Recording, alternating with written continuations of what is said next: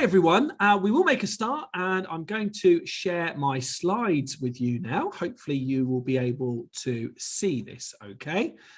And just going to bring you up as a nice long line as well. Now, we may well have people throughout the afternoon dropping into this workshop, which is absolutely fine. For those people who have just joined, welcome. Thank you for joining us this afternoon, or joining Louise and I for our verbal reasoning workshop. This workshop is actually sponsored by Collins. We have a big collaboration with Collins. We will write a lot of books with them and various other things, which I will be able to share with you later on. But we're very privileged to be sponsored this afternoon. And this should finish, well, we should be finished by 6 o'clock. It may well be we're able to wrap it up slightly earlier. But if you have to fly off and make dinner, then please do feel free to go. Don't feel you do need to stay for the whole duration. We hope you do, of course. But as I say, thank you very much for turning up this afternoon and coming along. So, as a way of introducing this workshop, we will actually be focusing on CEM and Reading Boys this afternoon. We will also be doing a GL verbal reasoning workshop. That will actually take place next Sunday. So if you would like to come along and join us for the GL1 as well, you're more than welcome to. But the main focus this afternoon is on CEM. Now, for the ones of you that are a little bit unclear about that, then that is for the Slough Consortium. There are 4 schools in the Slough Consortium. There is Upton Court, St Bernard's, Langley, and Hershaw Grammar. Now, at the moment, and I'm pretty sure it will be the same for next September, it is under a CEM exam board. These things generally, if they do change, would possibly happen in March of next year, and there's no plans for that to happen. And also, if your child is interested in going for Kendrick School in Reading, a very popular grammar school in Reading, then that is also under CEM. We will also, though, be discussing this afternoon a little bit about Reading Boys, and Reading Boys has actually changed their syllabus. And back in February of this year, they made an adjustment to their syllabus and included creative writing. But what they've also kept within their syllabus is they have kept English vocabulary. They call it English vocabulary, but it is very similar to verbal reasoning. And we will be having a look at some of those question types this afternoon as well. So what I will try and do is make it quite clear if the question type is relevant to CEM or Reading Boys, or potentially both. So you will hear me talk about that as we go through. I think the most important thing to recognize is, though, that a lot of these skills that are learnt in verbal reasoning are very transferable. They can be switched from one question type to another.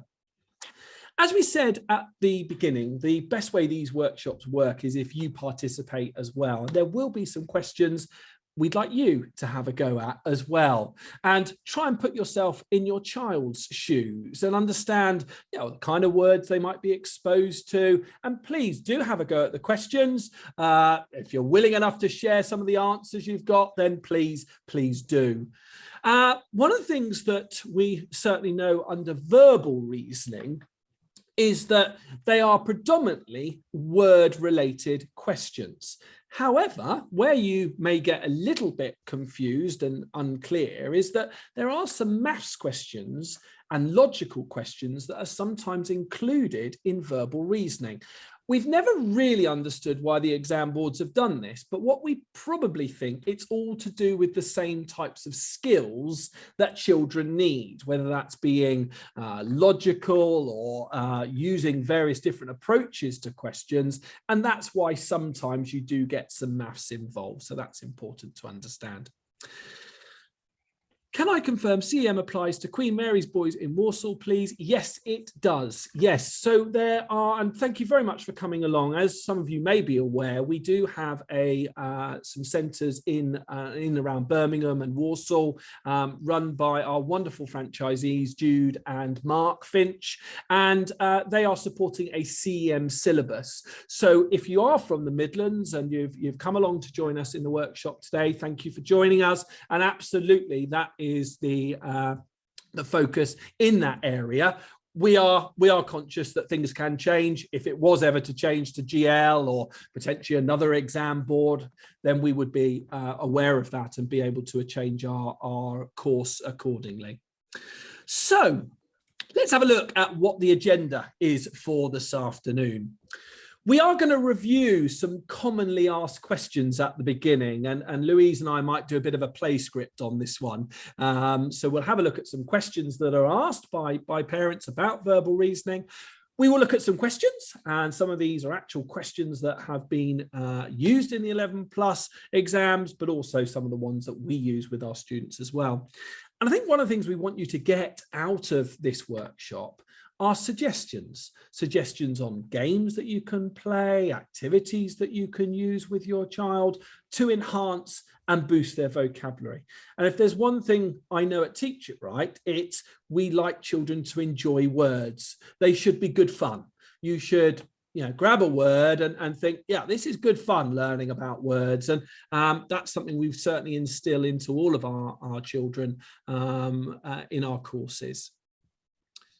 Can we get each subject syllabus if possible? Yeah, that's something we can certainly provide for you. We know the kind of question types that have come up in the past. We can't be too predictable, but it's certainly something we can share. And if you are able to hold on to the end of this workshop, I will actually reveal some of the question types that came up in CEM September just gone. So if you are able to hold on to that until that information comes your way, then please do. So those are the 3 key objectives. So what we're going to start with are some commonly asked questions around verbal reasoning, and these have come from a lot of our parents.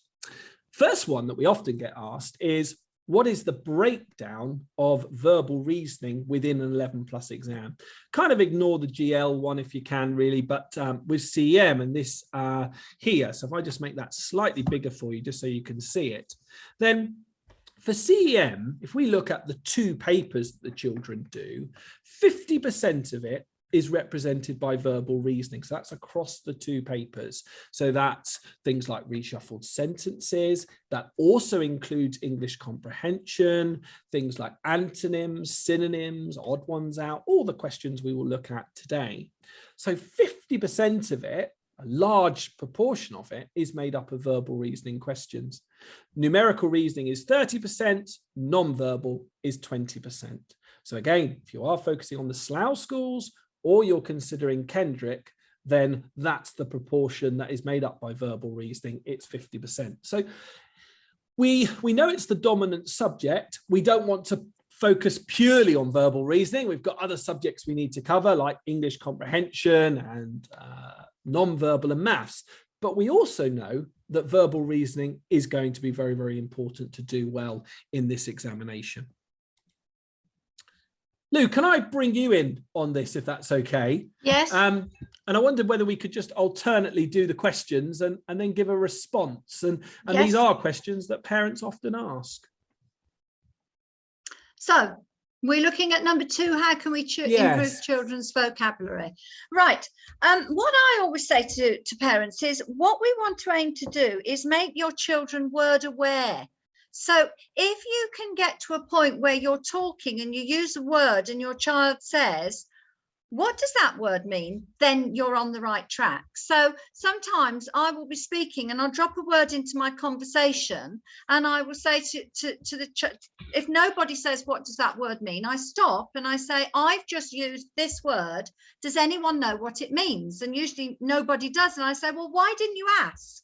So I think I would start there. If it was my child, I would, when I used a word that I thought my child might not know, say to them, do you know the word that I've just used? And if they don't, explain it to them.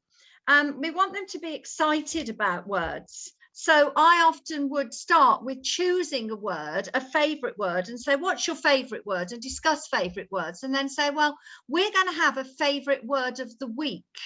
I think a favourite word of the day is a bit too much, but a favourite word of the week is usually quite good. So I would start with my favourite, which is discombobulated, talk about what the word means, pin it up somewhere in the house and say, right, can we try and use this word in our conversations in the family this week? Or can you use it when you're away from home, and see what people's reaction is? Because what we want is we want children to use a word and see the reaction on other people's faces when they use a good word. And that will make them more enthusiastic to learn words. So that's a nice way to start. And when they start to get excited, you can add to that. Playing games, I think, is probably the absolute best way. There are loads of games. You can buy games, we can suggest games, but also just making games up yourself, maybe starting with a letter on a page and somebody else puts the next letter, and then the other person you alternate putting a letter, but at any point you can challenge and say, well, what's your word going to be? So, and seeing how long, so just made up games, things like that. Just playing in the car, I always think it was a good time, or playing on a walk, sort of saying, can you give me a word that begins with F and ends with D? And they have to think about it, and so on. And you can, when it's your turn, introduce more challenging words, and then talk about what they mean.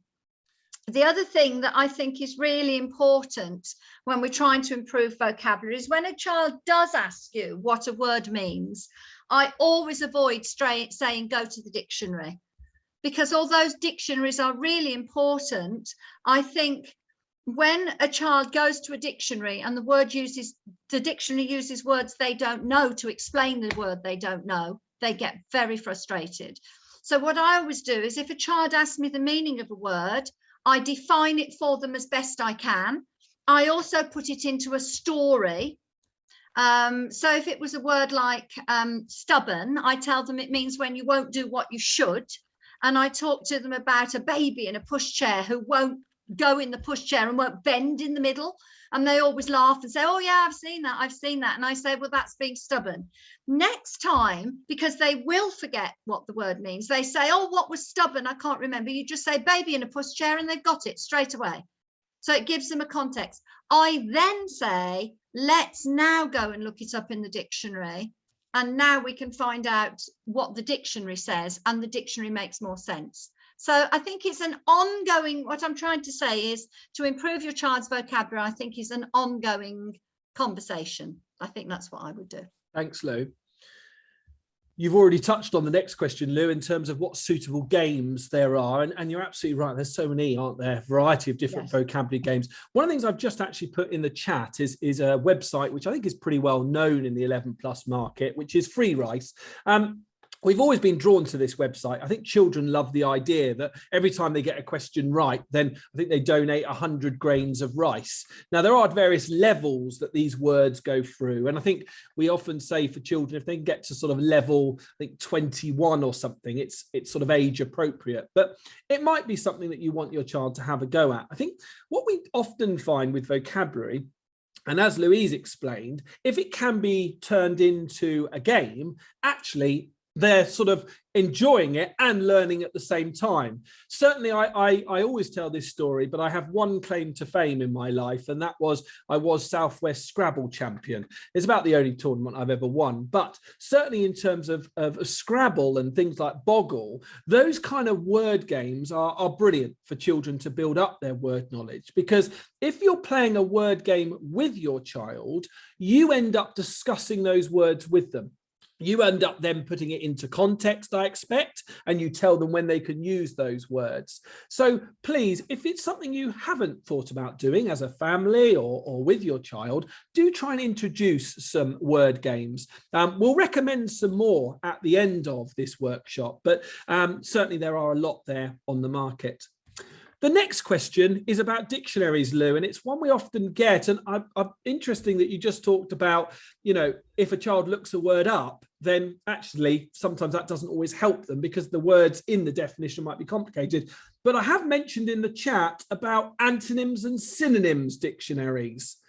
Did you want to just talk a little bit about that in terms of just that instant sort of gratification, if you like? Yes, the synonym and antonyms dictionaries are brilliant because they actually do what they say on the tin. I often use those with children when they're writing and they want a more exciting word. And we go to a synonym dictionary or an antonym dictionary, and you can actually make a spider, put the word you're looking at in the middle and spider all the synonyms and antonyms round. A good game with that one is to take a word like big and put it in the middle of body of a spider, put the legs round, and then you take it in turns with your child to see how many synonyms or antonyms you can get for big, and then go to the word in the dictionary and tick off the ones that you got and add some more. So they can be fun. The actual dictionaries themselves can be used to support your games. So they are really, really good. And as I say, a slightly different use than an actual dictionary. While I'm speaking, could I just say a little bit about reading? I didn't mention reading when we talked about vocabulary. Of course, we learn a lot of our vocabulary from speaking. We do also improve our vocabulary from reading. Again, I always try to be careful when I read with children, not to stop it too often to look at the meaning of a word. Yes, occasionally, but not too often, because it spoils the flow of the book. But what I do encourage children to do is, if the book isn't too precious, and I do teach them the difference between a precious book and what I call a working book, but to have a pencil in their hand and to get into the habit of just gently underlining in appropriate books any words that they don't understand as they're reading, so that they come back to it later. So yes, to pick up words in reading as well. Or if the book is precious, just jot the word down, but reread that sentence and then carry on. But not to spend too much time coming away from the story. Do that later. Thanks, Louise. I think the other thing, just with those antonyms and synonyms dictionaries, is it does give that child that instant kind of, oh, I'll be able to work out what it means because I have a number of options, which is kind of the reverse of what we're saying sometimes a dictionary can do. Okay, just a couple of other questions. I think this is really important to recognise that as we go along through the course, and for some of you, your child may have just started that journey with us, it is about trying to record unfamiliar words that children come across. I was very fortunate to be in Louise's classroom earlier, and they were looking at words that had dual meaning. And they were talking about the word upset. And quite interestingly, upset for most children kind of means if someone's upset, they're crying, they're sobbing. But have you ever thought about upset as in to overturn something, to spill something? And actually, for most of the children in the group, I think I would be right in saying this, Louise, it was a new word for them. They hadn't come across it before. It was, yeah. So go on, please tell. I was going to say, in the previous group to you, the previous group that I had, we'd done the same thing. And I explained to them about how when you tip the drink over, you literally turn it up, set it on the table. I got somebody's drink and I said, I've set it down the wrong way up. So it's upside down. And now it's upset. And they really got the way the word worked and were quite excited about that. And I think it is this trying to bring this excitement into vocabulary that's important. They really liked it was upset. Thanks, Louise. And I think the other thing to be aware of with words is they will often know the fairly common definition, but they may not know the more obscure. And the example I always use, sorry, I'm a bit of a broken record on these kind of things, but I often mention the word badger. And every time I say it to a child, they'll think of the black and white animal. They don't consider being pestered or nagged. So just having that understanding of words with a dual meaning is such an important element of the 11 plus, and can't emphasize that enough. But back to our question, it is where we record new words, and the way we would want our children to do it is store them in their word and meaning book. Now, every child at Teach It Right should have one of these books. It is a great place to store the words, and certainly if your child is in year 5, they can revise those words in the summer term, go back through their books and find the words that they didn't know. And isn't it lovely to think, well, actually, my child has been capturing words as they go along, and they will hopefully then remember them. One of the things about words is that children have to hear them a certain number of times to retain them, to remember them. Just because you've told a child once doesn't necessarily mean, oh, that word will stick forever. It's about repetition. So again, do use the word and meaning book as you go through the course, and you yourselves can add words to their own word and meaning book. You might come across a word and think, oh, actually, that's could potentially be a word that could come up in the 11 plus. Why don't I throw that into their word and meaning book? So it can be a bit of a fun thing to use together. Can I add another little tip there again, course, Chris, as well? Sometimes in class, we don't have time to write the meanings in. And I always say to them, just write the word in. But what I often do, if ever I've got a child on their own, is I write the definition for them. We talk about the definition, and then I write it, because often, particularly children who find handwriting difficult, it's not that they don't want to learn new words, but the laborious nature of having to write the definition really puts them off. And because our purpose is to learn the word, why not write in the definition for them? Why might not make that a little bit easier? So I always would do that. Thanks, Lou. No, I think that's really important. Guys, thank you very much for your questions coming through. They're really, really stimulating and important. Just to answer this one about homework, do they have to use a dictionary, or is it okay to use a synonyms and antonyms dictionary? I think, you know, it is certainly fine to use a synonyms and antonyms dictionary. Obviously, what that doesn't give you is the definition. If you feel you need support on putting it into sort of child-friendly language, then, you know, you will look it up in the dictionary and then sort of rephrase it for them. But I think the synonyms and antonyms dictionaries are useful, because let's just take a word like walk. Now, in the exam, they may use a word like stroll rather than walk. But does your child know other words that mean walk, like saunter or amble? Well, where's your child potentially going to get that lovely bank of words? It could be from a synonyms and antonyms dictionary. So I think using them in parallel with each other is the best idea. Someone has also put an absolutely lovely game into the chat. I'm just going to stop my share and just see whether this person is prepared to explain it to everyone. I've got it. It sounds brilliant, but I wonder if Eleanor is there and could tell everyone. I am. Hi. Okay. Hi, Eleanor. Hi. Thank you. Thank you for putting that in the chat. And it sounds good fun. Could you just summarize it for everyone? It's probably easier to say it, isn't it? So yeah, we would just play it in the car. So if we drive into one of his clubs or something, or school, or we're going for a walk, so we sort of take turns. So it's kind of sentence building. So for example, he will think of a adjective and a verb, and I'll think of a verb and an adverb, or a noun and an adverb. Yeah. And then we don't tell each other what our words are, and then we just go, right, go. And so then we alternate. We say our sentence: adjective, noun, verb, adverb. Yeah.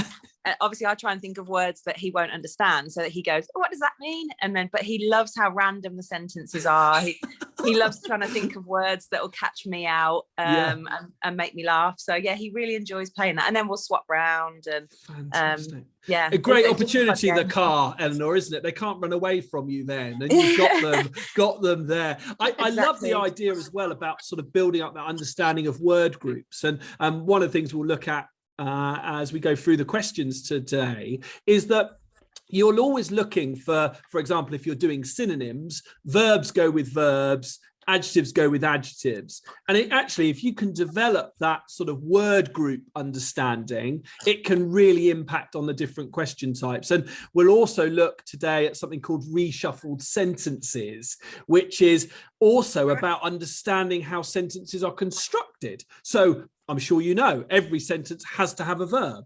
Otherwise, it's not a sentence. So there's an element where, you know, building that understanding of word groups can really impact on something like the 11 plus. But no, I love the game. And my son doesn't know what he's in for in his journey to school tomorrow, does he? Yeah, great. It is very fun. Yeah. Great stuff. Thank you, Eleanor, for sharing that with us. Right. So we talked about that building of vocabulary and the best approach to storing the words. The last question, and I'll hand over to Louise on this one. What is the best approach when using word lists with my child? Now, I'm not necessarily an advocate of huge word lists. I think it can be a little bit demoralizing for children just to be given a load of words. But one thing you will know at Teach It Right, at the beginning of the course, in their plastic wallets, if you haven't pulled them out of their bags yet, they have a list of antonyms, synonyms that we would like the children to obviously learn and build up over the year. Louise, can you just give a summary of how best to use those word lists in terms of retention? Yeah, my favourite way of using either the word lists, or sometimes I know parents use cards. You can buy these boxes of cards as well, where it has the words and synonyms, antonyms, definitions. If you've ever tried doing it, if you've ever asked somebody has asked you what a word means, it's sometimes quite difficult. What I do with children is I take the cards and I give them to the children, and the children take out a card and they read to me the definition of the word, and I have to think of the word. Now, the children love it because they've got the word in front of them and they're staring at the word. You don't know it, but they have to read the definition in order for you to guess. So they're actually reading the word, looking at the word, but they're testing you so they don't feel the pressure, and they love it when you can't do it. And what I do is I say, if I can't do it, I say, oh, give me the first letter then. And then if I still can't do it, oh, give me the second letter. And the more I can't do it, the more fun they have. But all the time they are absorbing that information. And I think that's a much kinder and a much more fun way to do it. With the list that we give you from Teach It Right, I think it is great to use a highlighter and occasionally just say, do you know what this word means? Do you know what this word means? And let them see you highlight them as, I know that word. I know that word. What you mustn't do is think because they know it today, they're necessarily going to know it next week.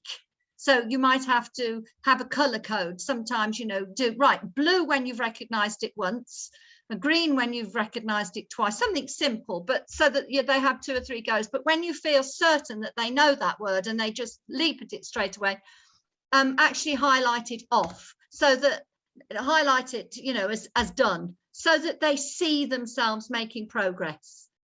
Because it's very difficult to show them their own progress with vocabulary, but that is one way. Thank you very much.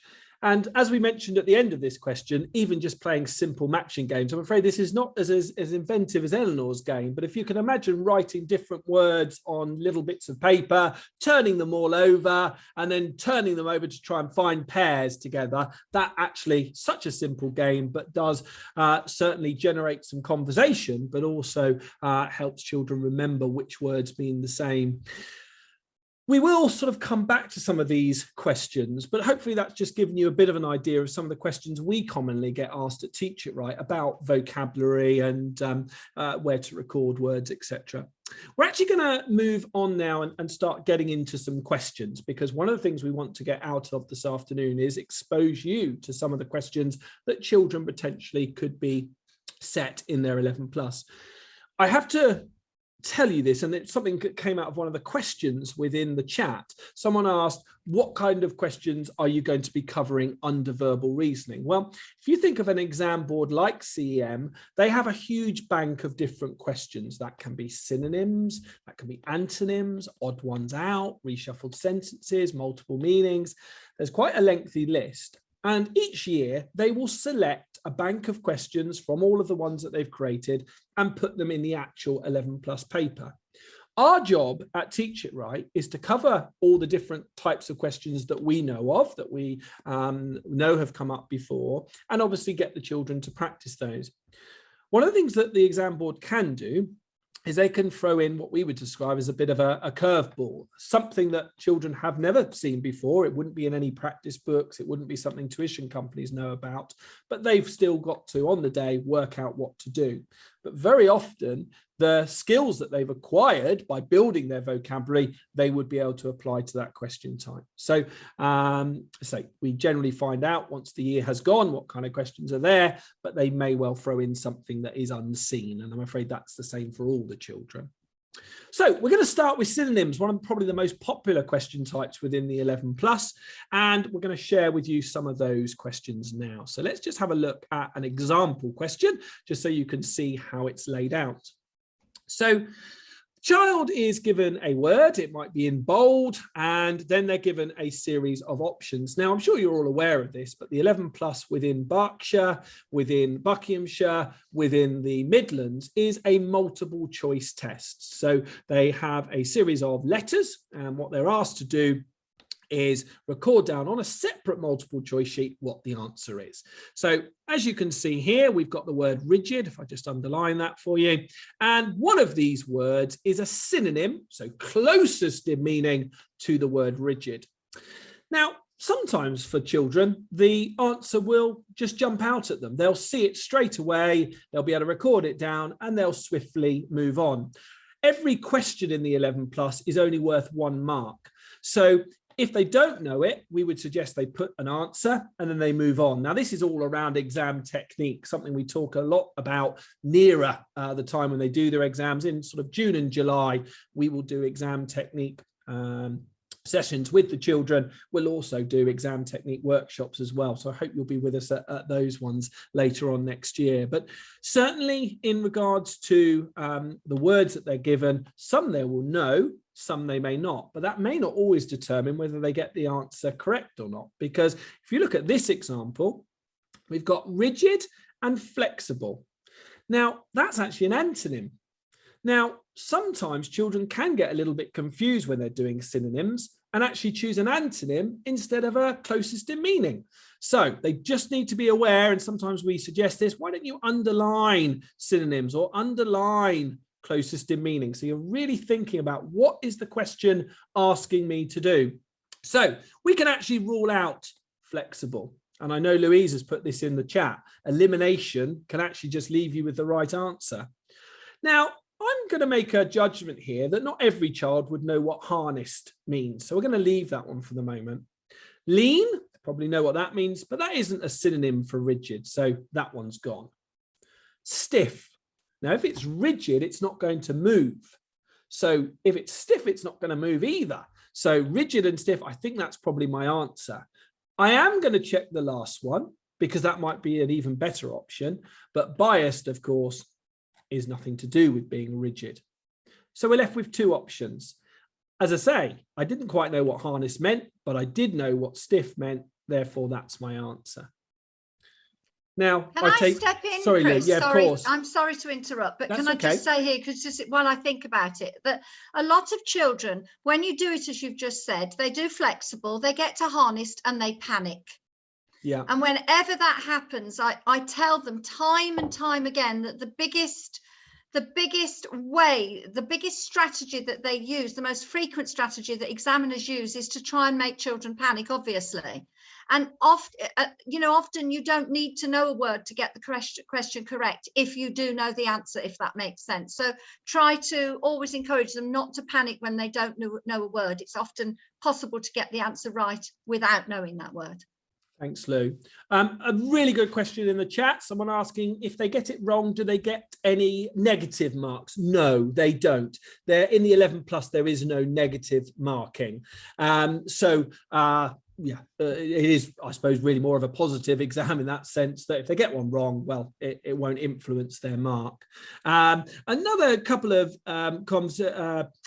questions within the chat. Someone has asked about the fact of using sort of synonym websites and then actually still not knowing what that word means. Now, I think the most important thing here is that sometimes doesn't always work for every child. And what we would probably say is, with a lot of dictionaries, they will have a sentence. And I know the Oxford dictionaries do this.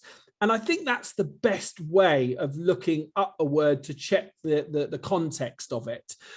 Obviously, you as the adult as well can input your understanding of that word and when a child would use it as well. But I do understand that frustration where a child can look up a synonym on a website and it doesn't always give them that sense of gratification, if you like. So that's what I would suggest is you try and put it into context or use sentences potentially that you would find within a dictionary. Sometimes there are two possible closest. Oh, yes.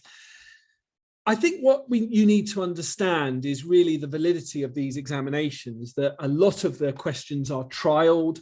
I think sometimes we have seen, very rarely within the books, Louise, that we use, whereby, oh, you maybe could argue that it might be another one. However, we do use books by very reputable companies like CGP, like Galore Park, where these questions are trialed rigorously with children to make sure that there isn't that element of ambiguity, if you like. Is there anything to add to that, Lou, in terms of just, I suppose, you know, in the exam, there will only be one answer?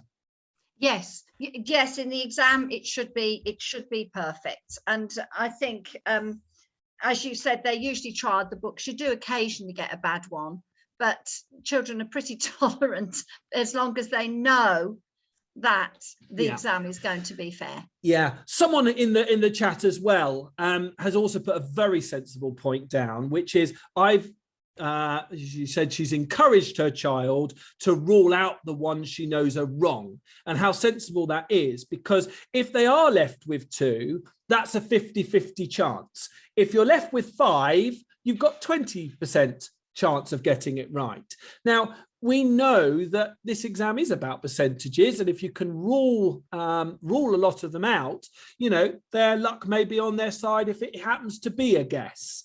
So thank you for that, because, yeah, it is something that we emphasize to the children, that if you are eliminating, you have a better chance of getting it right. And I do think, though, and sorry, Lou, this I think is very valid, isn't it, to say we don't necessarily want them doing that for every single question, because they would run out of time. And I think sometimes you just have to go with it. If you spot it and you really think that's the right answer, on you swiftly go. But it's a comfort blanket, isn't it? You know, you can use it if you need to. And I think it just also reinforces my comment about staying calm, because the calmer you are, the more likely you are to be able to make these decisions about when to move on quickly, when to just use elimination. So. Exactly. Yeah. Thanks, Lou. Right.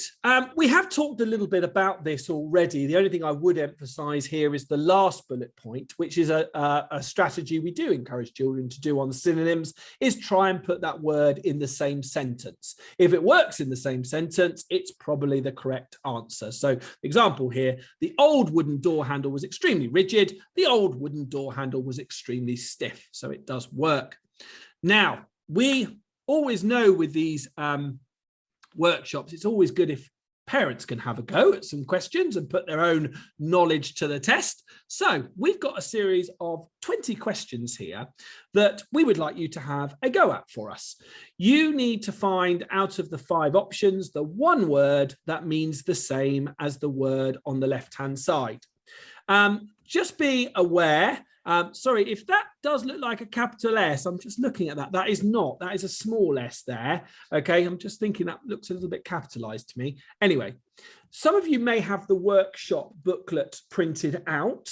If you want to do it in there, great. If you would rather look at the screen and just record down your answers, then please do. We'll give you a couple of minutes to have a go, and then go through the answers with you. So be brave this afternoon, have a go, see how many of them you can get right. So these would be very typical of the types of questions that would be asked.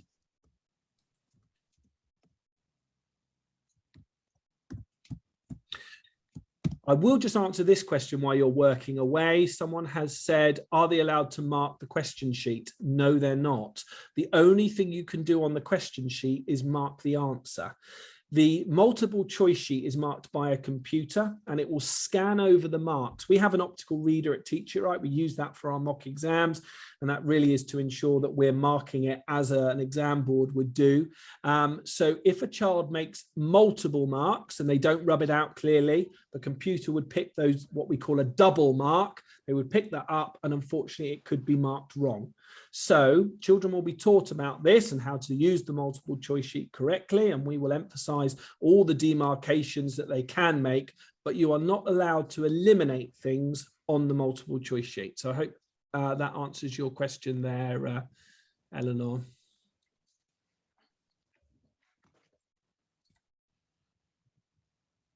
But you are allowed to write on the question sheet, which Louise has emphasized there.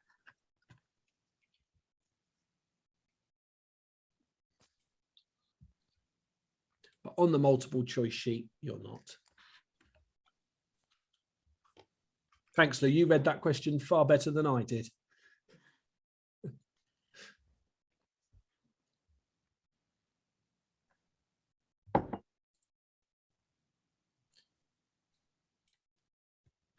Some people are typing the answers in the chat.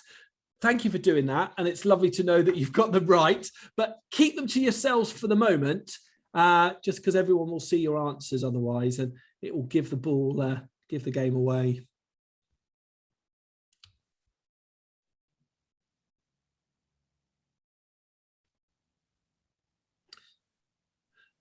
One of the things that you may be interested to know while you're tackling these questions is kind of the duration for questions like this. Then you'd be looking about 10 to 15 seconds to make a choice. I'll be more specific at the end of this workshop about timings and how long children have, but you don't have very long. One of the golden rules that's often shared around the 11 plus is children have 30 seconds a question. That might be applicable to something like non-verbal reasoning, but not verbal. Verbal, you have to make a quicker judgment than that. And as it's words, and you have to make a quicker choice. I think the thing is, Chris, when they're doing a question like this, you often think it's about the speed of decision making, but it's also about the speed of reading. If a child's finding it hard to decode words because they don't know them well, that will make it tricky. So reading speed is important in verbal reasoning. Absolutely. Some of you may be aware, yesterday we actually did a pilot session from a very reputable educational publisher who asked us to write some questions for them. And what we actually found was, for a lot of the children that have been with us for a long time, obviously they understood the question types and were able to get straight into them. Those children who have only just started with us, building up that understanding and confidence does take time. And certainly that's something we have seen. Louise, if it's okay with you, I'm going to hand over to you to just whiz down through those, if it's okay. Yes. Just synonyms and so I've got them. Did you want them displayed as the answers, or do you want to just go down through the list? Yeah, display them as the answers would be good. Yeah. Fantastic. So okay, got them all, but we can have a look there. at strategy. Absolutely. Yes. Yeah, fantastic. Sorry, there's a bit of a double thing there. Let me so we've got hinder and impede. Make sure that these are right. In actual fact, it looks like don't worry, I'll just go through it. Actually, just don't laugh at me if I get one wrong. Let me just delete those, and I'll let you go down through. If we disagree, we'll debate it. Yeah. Okay, I'll go back to the original ones. There we are, Lou. So yeah, first one, spring. So spring obviously also can mean spring as in springtime, or it can mean a spring. So you have to think about that first. Spring is obviously not calf. Bound, yes, it could be bound. Lever, no, they're different things. Line, no. Spiral is a tricky one because when you press a spiral down, it'll spring up. So, there's a lot of thinking to go on, but obviously it's bound. Next one, clutch, grasp, not the clutch on a car. Hinder, that would be very hard for them. Impede. Quota, allowance. Obey, comply. Quick, brisk, a brisk walk. So it's in a context there, quite hard, that one. Concept, idea, rise, soar. Just that one is an interesting one, Lou, isn't it? From a sort of homophone point of view. And I think at that point, if we were doing these questions with our students, we would stop and talk about soar, as in I've got a sore leg, or the aeroplane has soared off. And I think we grab those opportunities. I guess it's maybe the teachers in us that basically say that actually there's a teaching point here, and this is what we need to make sure our children understand. Homophones are often put in the 11 plus. Words like principle and stationary. And it is really important they know the difference. And it might be a word list that you end up generating at home, a list of homophones, and make sure your child knows the different definitions.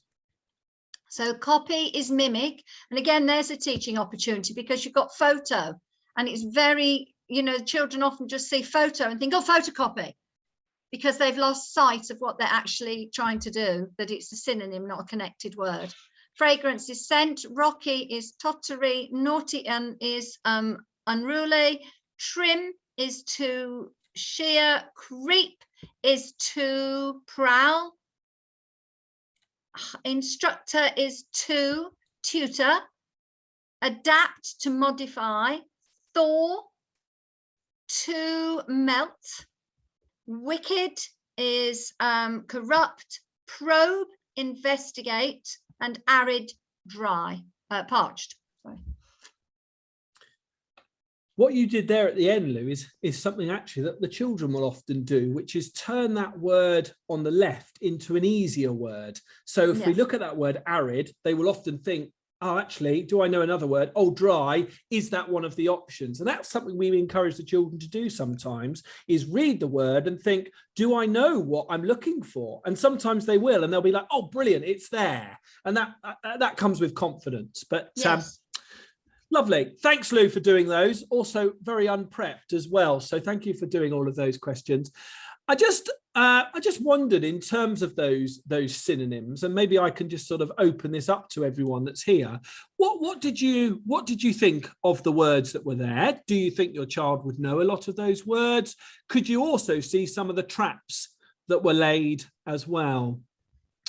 Lucy, you're nodding there, so I'm have to go to you because you're the only face I can see. I've been caught on the hop. You have, Lucy. Yeah. What did you think? William, would he know a lot of those words? I think he would know quite a lot of them. I got stuck on the first one actually. Yeah. With bound. Yeah. I got the rest right, but I was really stuck on the spring. Yeah. No, it is a difficult one. And like Louise said when she was doing it, most people I think would probably go with spiral. I think because but if you put it into context of like a dog bounding along or springing along, you may well then retain it. But yeah, those sort of, and it goes back to one of the parents putting in earlier, I think I've found a question where there's two very close. And yeah, we get that, but we've got to try and find the word that is closest in meaning. And that, of course, is what they're being tested on. But yeah, is there anyone else that would like to comment on the words that they've just seen?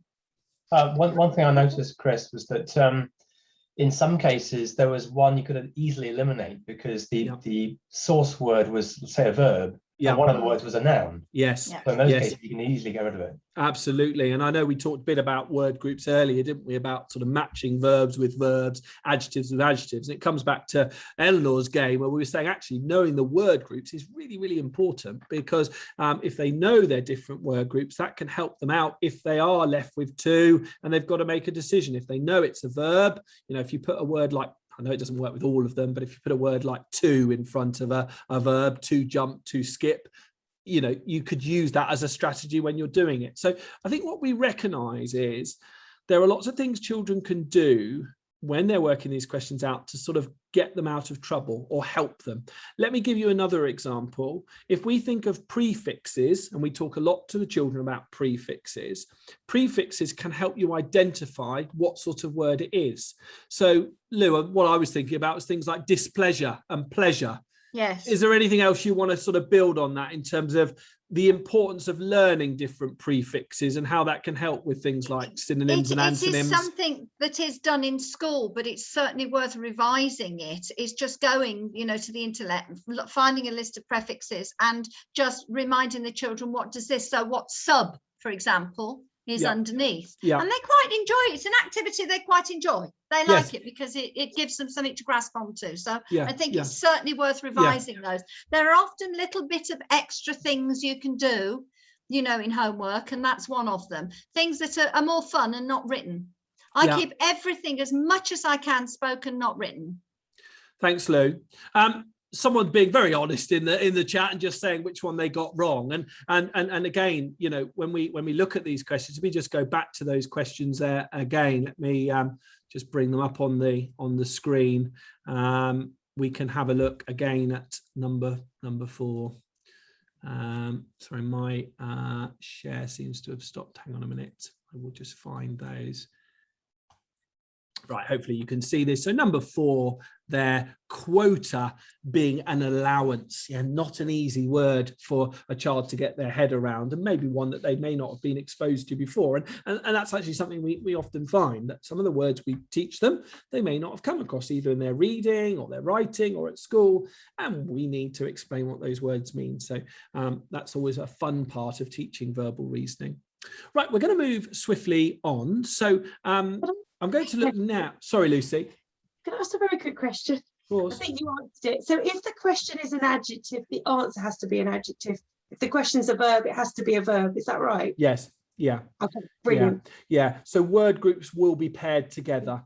I mean, one of the things just to realize here, of course, as well, is a lot of words, as we all know, can sometimes fall into more than one group.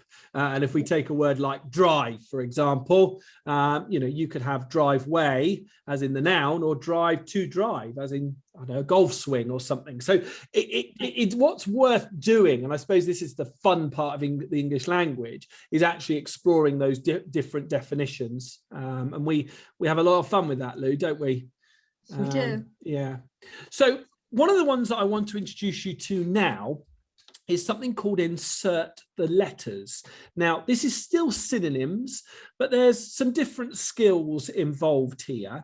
Unlike the previous question type where the words are there and presented to you, what we've got now is a series of gaps. We have a word on the left-hand side. So here it is, it's tranquil. And then we're given a series of letters and we have to work out what word means the same as the word on the left. Now, a couple of things here. The letters that you're given provide you with a bit of a clue. Now, if I was looking at this example here and I was thinking, right, what word is it? If I didn't know it straight away, I might think, well, if I put an L there, that may well be the ending, because there's lots of words that end with FUL. Then I've got 3 more gaps. Now, if I'm still not sure, I'm going to return back to this word and think if I know any others. So tranquil, let's think of a tranquil sea maybe. So if I think of the word calm, do I know another word that means calm? Well, I do, and it's peaceful. Now, obviously, I've got to be careful that I spell it correctly. You know what children might end up doing. They might think of peace as in a piece of cake rather than peace and quiet. So spelling is really important. So not only have you got to be a good speller, you've got to know lots of words that mean the same. Now, this is a variation of a question type. It hasn't been presented by CEM in the last few years, but it could be. And it also comes in close passages, which if you come to our English workshop, we will talk to you a lot more about close passages and how they work. But this is, as I say, an insert the letter.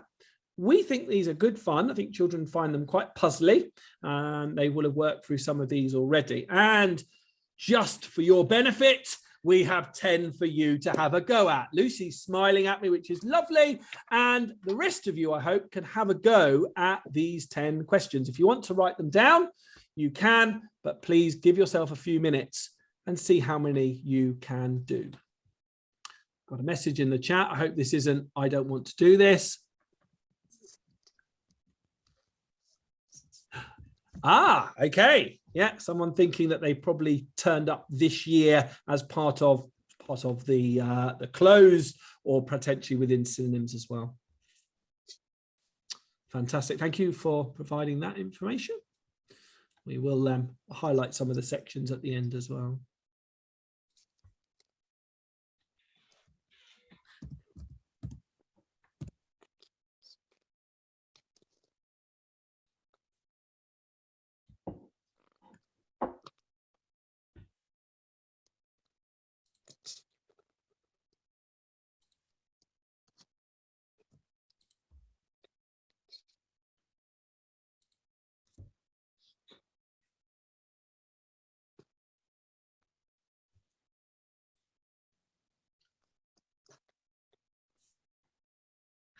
Just to make you aware in terms of what we've noticed from feedback from children, generally they don't have just 2 letters that are blank. It tends to be 3, possibly 4, but also not too many. The way that this works from a multiple choice perspective is on the multiple choice sheet, underneath the gaps, they would have a series of letters to choose from.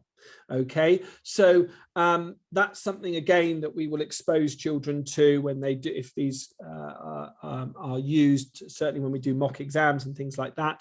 So that's what would happen. They'd have a series of letters underneath and they choose the right letter that goes into the gap. So if you're wondering, well, how does this become a multiple choice question? That's how they will do it.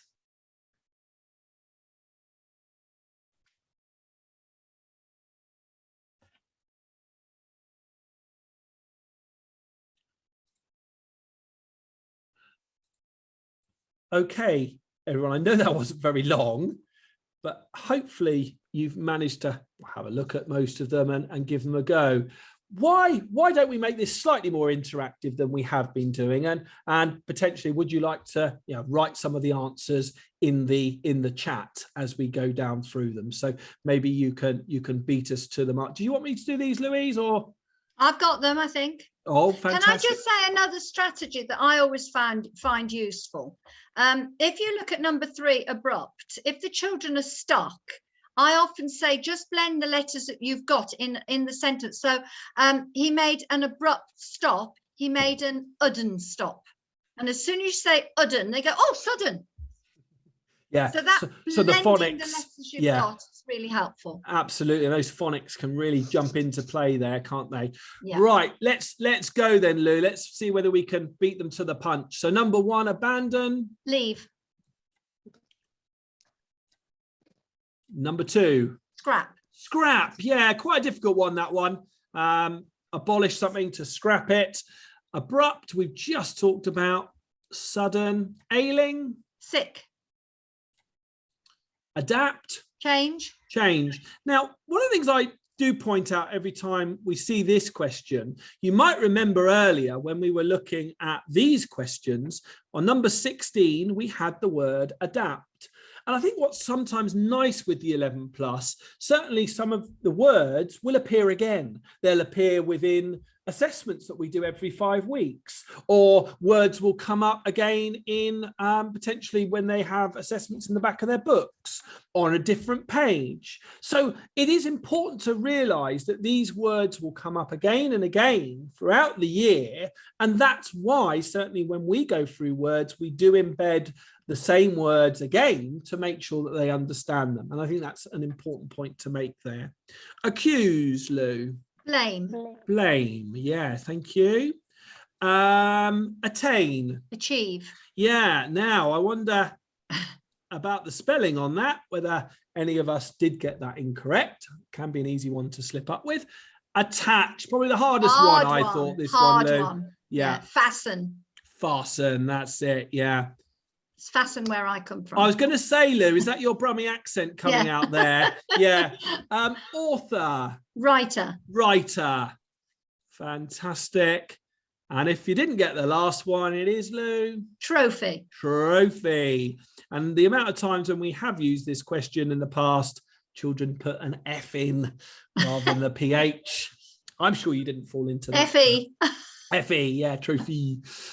Excellent. So that is how they may be presented as an insert the letter. Let's move on now to have a look at the next set of questions, which go very much hand in hand with synonyms. And that, of course, is antonym questions.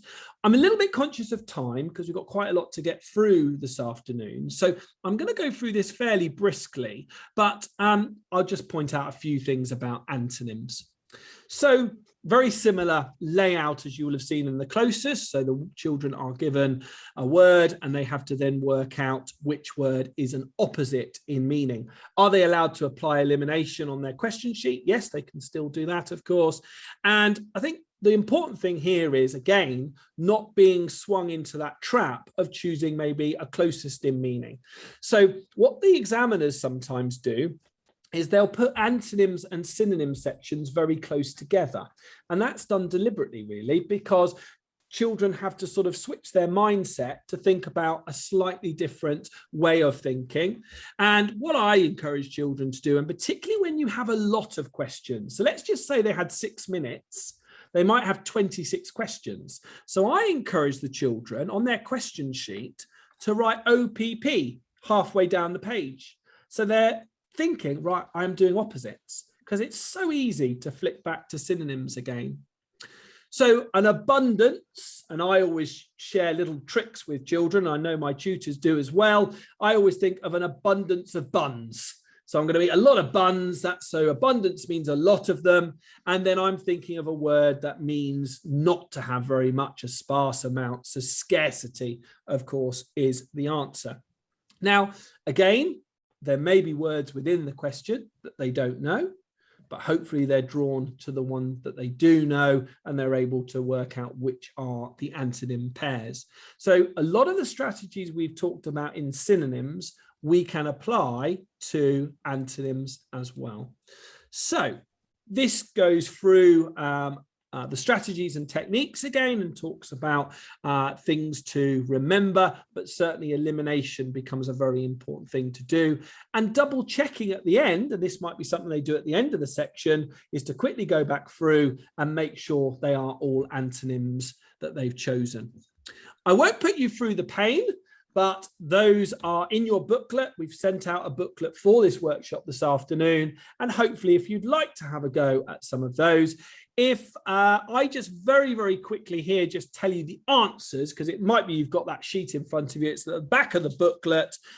So back and ahead, baggy and tight, bare and furnished, ball and whisper, belief and doubt, bendy and stretch, beneath and above, bind and untie, blur and clear, boredom and interest, boycott and support, break and repair, bright and cloudy, build and demolish, and bumpy and smooth.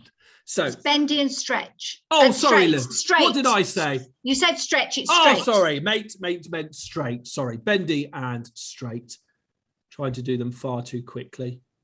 So again, if you want to have a go at those, and what I would certainly recommend with a lot of these questions that we've exposed you to this afternoon, do give them to your children. Do let them have a little go at some of them. Okay, we're going to move on now to a different question type, and this is called compound words. Now, compound words can be great fun. This is where you have two words that are stuck together to make a new word.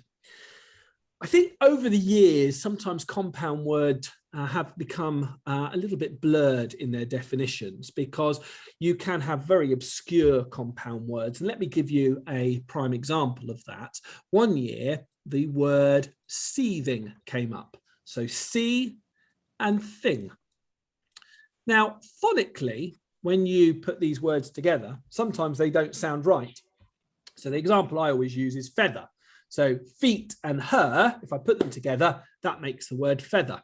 And it's slightly unusual, because if a child just says it phonically, they won't think that the words actually blend together. So what can the child do? Well, they can write the word down and see whether when they put it together, does it make a word they recognize? But sometimes they have to blend those words together slightly differently in terms of phonically. We know that the multiple choice sheet can sometimes be the best place to go once you know what to do, and you do them directly onto the multiple choice sheet. So you don't worry about doing them on the question sheet, you do them straight onto the multiple choice sheet. And this is a time-saving thing that we will teach children about, where they use the multiple choice sheet as a quick way of just recording those answers down. But these are quite common, Lou, aren't they? Not only for CEM, but they do come up in GL assessment as well. Is there anything else to point out about compound words that you would think about? I often point out to them, if you look at that one where it's capable, I remind them of when they were younger in probably year 2 and learnt about magic E. So a magic E, will, if you put an E on the end of cap, it becomes cape. If you remind them, when you put able onto cap, it becomes capable. And that happens quite often, so that's worth noting. And also the change of sound. So if you have neck and lace, when you put it together, the lace becomes less, necklace, and pointing it out when they do that so that they get the idea of not just repeating the same words again and again. Think, how could I say one of those words slightly differently? Thanks, Lou. I think, yeah, it does go back sometimes, doesn't it, to those skills that they have learnt in Key Stage 1. Yes, yeah. About sounding words out and syllables, and they do play lots of little tricks with children on these, and certainly things like double consonants and things like that. So not only are we looking at knowing compound words, but we're also considering spelling patterns as well.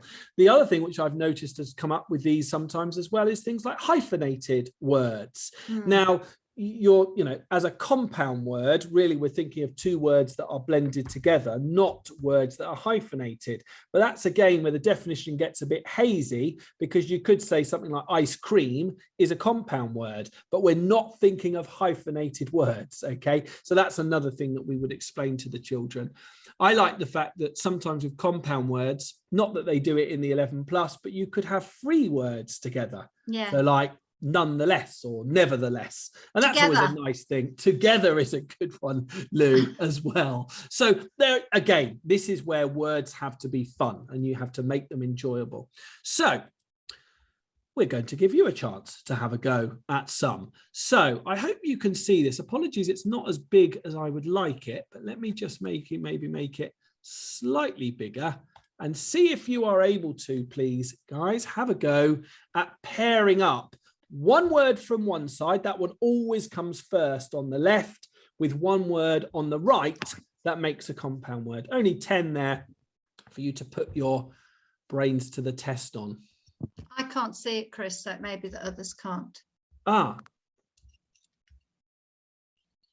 Okay, let me stop my share then, Lou. And I will share that page again. If you can just tell me if you can see that. Can you see that, Louise? No, that's better. Just okay. see it now. Excellent. I'll scroll up when you get to number 10. These are in your booklet. If you have had an opportunity to print out, I appreciate it's a lot of pages that you didn't potentially want to run through your printers, but if you have printed out the booklet, I will tell you what page we are on at the moment.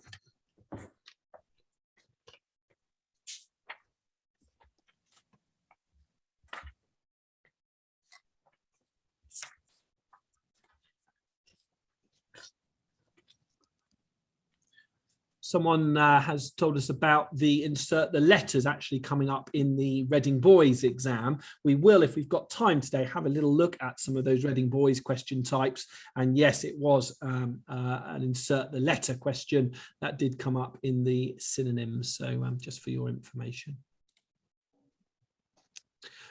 Thank you. Thank you very much for coming. Someone's got to dash, and I'm sure, yeah, tea time is beckoning, so I quite understand, but thank you very much for coming this afternoon. I hope you can join us for our non-verbal workshop, or do come along and join us for our GL workshop. I haven't roped Louise into that one yet. I haven't checked if she's available, but we are doing a GL one next Sunday, but certainly do come along to any future workshops. So thank you. Yeah, I can do that, Chris. Oh, thanks, Lou.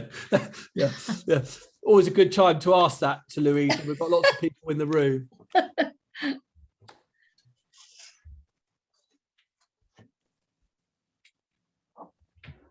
Right, we'll reveal, I think, I'll just scroll up number 10, just in case you weren't able to see that on my screen. So let me just go up there. Number 10, if you're able to write down the compound word. Right, as we say, we always like audience participation. So anyone willing to call out number 1 for us? Tracksuit. Tracksuit. Thank you, Lucy. Number 2. Hopeless. Hopeless. Thank you very much. Number 3. Database. Database. Fantastic. Thank you very much. Number 4. Overthink. Overtake, yeah. Sometimes might see that as two separate words. Two. Number 5. Permit, yeah. Permit. Impact. Oh, we're flying. Sorry, not impact, because that's old age. No, it's not. Heart. Impact. Heart. Number 6. Number 6, guys. Let's have a look at that one again. Old Sorry, age. Lucy. Actor. Old age. Yeah, well done. Oh. Yeah, old age will be two separate words. Number 7. Heart. Yeah. That's a bit of a sneaky compound That is word, nasty, I think. that one. Yeah, that's tricky. Number 8. Longer. Not No. longer. No, it's no H in longer. Father. Thank you. I heard it. Yeah, children, if there are any children listening, please don't call your father fatter. I don't think that will go down very well. Number 9. Impact. Very good. And number 10. Patriot. Well done, Dad. Very good indeed. Excellent. Some tricky ones in there. And actual fact, number 6, just looking at that one, just drawn into impact, that could well be something a child may do in an exam, is forget that you're taking one word from one side and one word from the other. So all of these things are sometimes put in there to draw you in, but it's remembering exactly what to do. Thank you very much for doing those. We are going to move on to another question type, which is very popular in CEM. And do know that this did come up this year again. It often comes up most years for Kendrick and the Slough Consortium. And I have to be honest with you, I think this is probably one of my favourite question types, and mine, but it is also one of the most challenging, and this is called reshuffled sentences. And the idea behind this question is a child is given a sentence which is all jumbled up and all muddled, and they have to find a superfluous word. And I'm sure you all know what that means. It's a word that is unnecessary in that sentence. It doesn't matter where I try and place that word, it will not work. Now, what we found over the years with these questions is one of the things we were very interested to know when CEM first arrived on the scene was how many words would they give them? Now, generally, on average, there are about 8 words per sentence. That doesn't really vary massively. It certainly won't be any shorter than that. It might potentially be slightly longer, but on average, that's about how long they are. Now, if we just look at a typical example of this, this is in your booklets as well. So what we want the children to be able to think about is, A, what should the sentence say to give them an idea of context? So we ask them to read it in their heads, jumbled, because that can give them a clue. Why do we ask them to do it in their heads? Really is from an exam technique point of view. Children do love reading things out loud, and we love children reading out loud, and certainly in Louise's book club, that's always something we encourage. But actually in an exam situation, a child can't do that. So they do need to learn to internalize the words and read them in their heads. So it's something you might want to practice at home. You probably might find when the child does these, they like doing it out loud. Please encourage them to try and keep it in their heads if you can. So an example here is, so we're going to read it. I'm going to read it out loud for the benefit of this, but certainly when we're practicing it in the classroom, we do it in their heads. Allowed slipping swimming is not the around running pool. Now, hearing those words, you would be thinking, well, maybe it's something to do with children running around a swimming pool or not being allowed to run around a swimming pool. And the way we want the children to do this is we want them to identify the word that they might start with, and sentences can start in a whole manner of different ways. It might be an adverb, might be a pronoun, might be a proper noun, okay? But once they've started the sentence, generally a lot of the words then will flow on. You might remember when Eleanor was with us, we talked about verbs, as in every sentence requires a verb. The word that is superfluous is often very much connected to that sentence. And that's where they get quite tricky. But remember, that word will not work grammatically within that sentence at all. So what are we going to look for here? So we're going to start with the word running. Running what? Running around. What are we going to run around? Well, the only object here is the swimming pool. So running around the swimming pool is, now we've only got a few words left, not allowed. So slipping becomes the word that I didn't use. Interesting, isn't it? Because if you think of running around a swimming pool, hopefully this would never happen to your child, but there is a chance they could slip, they could fall over. So that's very much connected with the sentence, but it doesn't matter how much we try, we won't be able to get that word slipping into the sentence to make sense.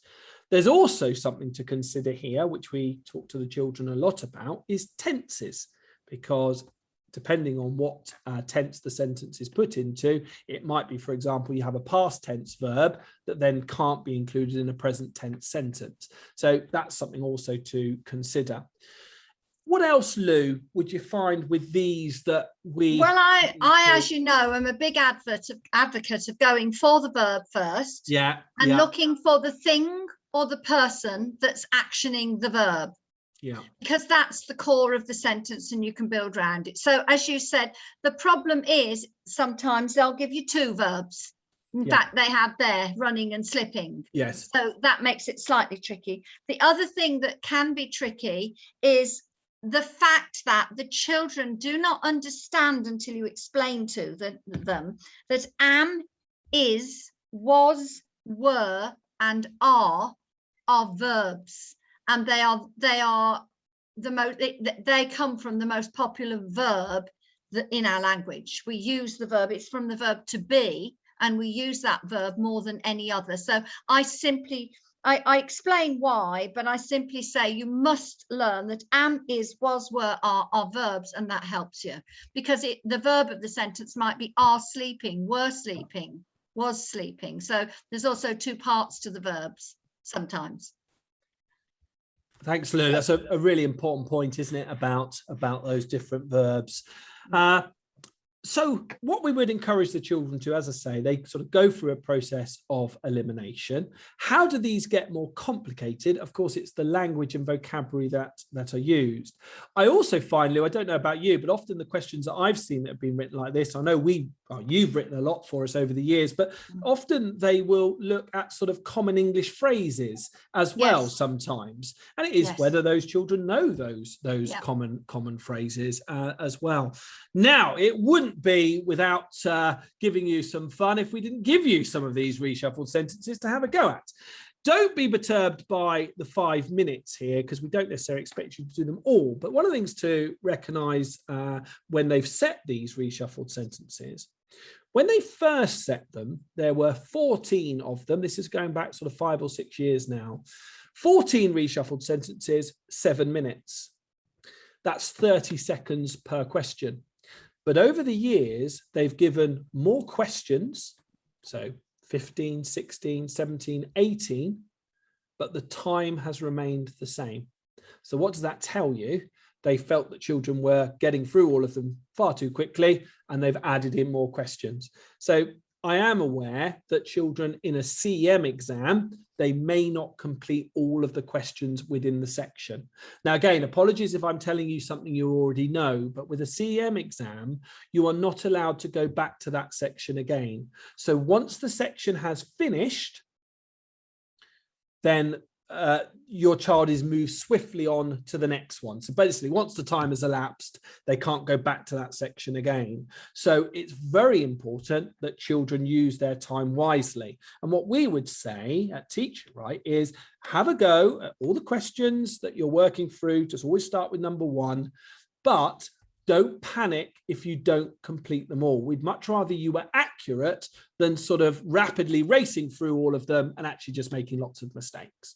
So don't worry if there are any children listening into this, don't worry if you don't complete the section. It's not the end of the world. We always encourage you to put an answer, but certainly it is about being accurate over being particularly fast. So I'm revealing the answers there. That's no good. Let me see if I've got them. Oh, I've got the answers there. Now, some of you may well have them in your booklets. I don't know if I can be very swift here and actually... Ask them to shut your eyes. Shut your eyes. Well, I'm actually going to stop the share because that's probably even easier. And what I'm going to do, everyone, is I'm going to rub out the answers and I'm going to then see if you can have a go. Sorry, I should have... While Chris is doing that, can I just say, you will have noticed how Chris did a slant across each word. If you do a slant like that, if you find it's not working and you want to have another go, you can slant the other way. Thanks, Lou. Yeah, no, really good. There have been multiple techniques, haven't they, used on these? Sometimes children will put a little dot above the words that they've used. Or and then when they're really sure, they then go through. But again, that's sort of double technique, I suppose, but could get them to the right answer. Just for the sake of timing, guys, we've only got half an hour left. Can I ask you to have a go at the first 6 questions here? First 6. So see if you can find the word that you cannot use.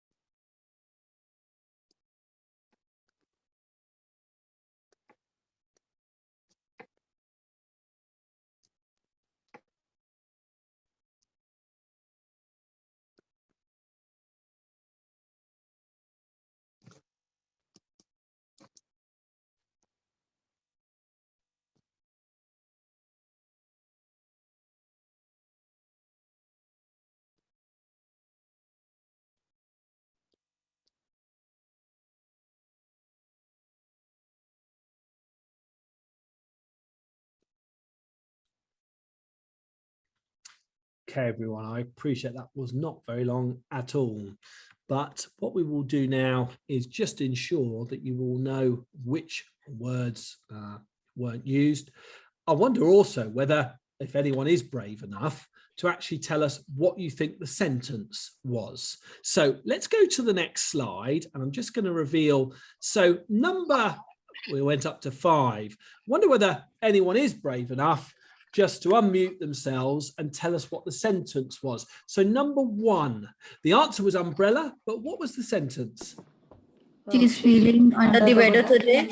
Yes, she's feeling under the weather today. Now, again, we were talking earlier about phrases that are used. Would it be something that your child would say? I feel under the weather. So again, just knowing some of those recognized English phrases, but of course, umbrella is very closely connected to that in terms of the weather, but that's a superfluous word. Well done. Number 2, the answer is warrior. Anyone know the sentence?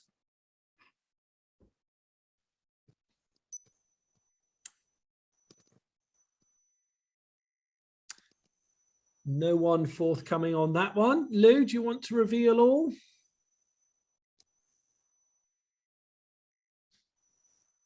Sorry, I can't see it very well. I think it's both okay. Viking, both long ships and something else were built for warfare. Yeah. I know I can't see it. Oh, sorry, it's a bit small. That's okay. Yeah. Viking longships were built for exploration, also for both exploration and warfare. So warrior was the one that we couldn't use. Sometimes with some of these questions there is a bit of general knowledge required, I suppose, and certainly with the next one here we've got is. Interestingly here, Louise talking about verbs earlier, so on this one, anyone know the answer? Churchill was the Prime Minister during the World War II. Very good, thank you. Yeah, and obviously adjusting it there to was the Prime Minister rather than is, because obviously he's not current, is he? Okay, so well done, lovely. Thank you very much for giving us that sentence. And the next one, which I think is quite tricky, is preserve is the superfluous word. Any idea on the sentence, anybody? Is it early cavemen left behind a fascinating legacy of drawings? Good, well done. Yeah, I don't know if you did use the word a there. Yeah, a fascinating legacy. Oh, fantastic. Yeah, excellent. So again, not easy, some quite complex language in there in terms of the words that are being used, but brilliant answer. Well done. Yeah, preserve is the superfluous word. And I hope I'm not going to make you feel too hungry on the next one. Anyone do the lemon drizzle cake one? Everyone was served. Everyone was served. Slice of lemon. A slice of lemon. A slice, yeah. I can't see the. Oh, it was hidden with the party. Sorry. Oh, sorry, yeah. I should have just highlighted party there. Yeah. So everyone was served with a slice of lemon drizzle cake. Excellent. Right, I've set you up nicely for your tea time now with that one. As I did say earlier, I do think it is a good idea with these questions to expose them to your children, have a go. I think one thing we would say, Louise, with reshuffled sentences, practice makes perfect on these. Absolutely, The more you do of these, the better you Absolutely. get. I mean, I must admit, the first time I saw these, did take me a bit longer, be honest with you. They did take me longer than they do now. Whereas the more I've done, the more I've practiced, actually, can do them pretty quickly now. And same applies with our students as Another well. thing I sometimes do with children, not every time, but occasionally, before they do it, I ask them just to skim read the question, have a quick guess at what the word would be without making the sentence, and they get a surprisingly amount correct, which gives them confidence if they do have 5 left over at the end. Confidence to skim the words and guess, not just to randomly guess. Absolutely. But to skim the words. The other thing, Chris, is it worth just a 2-minute focus on general knowledge, because Absolutely. It really is in verbal reasoning that a general knowledge is really essential for the 11 plus, a good general knowledge. Absolutely. And we don't have time in lessons to teach them things like animal babies, male and female animals, names of trees, names of spices, names of shades of colour. And I sometimes say, I would suggest that this week you go home and you research shades of blue, or I would suggest that this weekend you go home and research animal babies. They don't have to learn them all. They just have to be familiar with the words so that they've got a fighting chance when they get a question like that, of knowing that, oh yes, that's an animal baby, I don't know which one, but it is one, or oh yes, that's a shade of a colour, or oh, I know the names of some trees. I think it's really important, something you can really support your children with, talking about countries, capital cities, where they are in the world. And again, that can be done a little bit in the car, or on a just a 10-minute session or something, but I think that's really important. No, thanks, Lou. It really is. In actual fact, you've really highlighted something which is a big part of this next question type. The next question type that we're going to explore now, you may have seen that I just adjusted the first slide, because odd 2 out tends to be associated with GL assessment. With CEM, they tend to opt for odd 1 out. And this is where you're given 4 words and you identify 1 word that is different from the rest. Louise highlighted there all those different things that could appear within a question type like this in terms of general knowledge. There are the very sort of typical synonyms types of questions that you get with these, but there may be 1 or 2 that do actually test a more general knowledge than potentially some of the other question types that you've seen already this afternoon. One of the things that we recognise with this question is actually an easier approach is to try and link 3 words together that leave you with the odd 1 out. So this is all about word grouping, about classification. So looking at the example that we've given you here, we've got plateau, peak, summit, and top. So I'm looking for 3 words that I could potentially place together. Now, it might be those words have a similar meaning. They might be associated with each other. There are some questions which are slightly more difficult where the meaning actually doesn't play a part at all. And actually what the children have to look at, for example, is palindromes, or they are homophones where one word is not. So there is sometimes an element of that where actually the meaning is not that important. It's actually about looking for something slightly different. Those are less common because it is generally about the meanings of those words as well. So I'm sure you've all spotted on this example, we've got peak, summit, and top. They all go together. They all mean the same.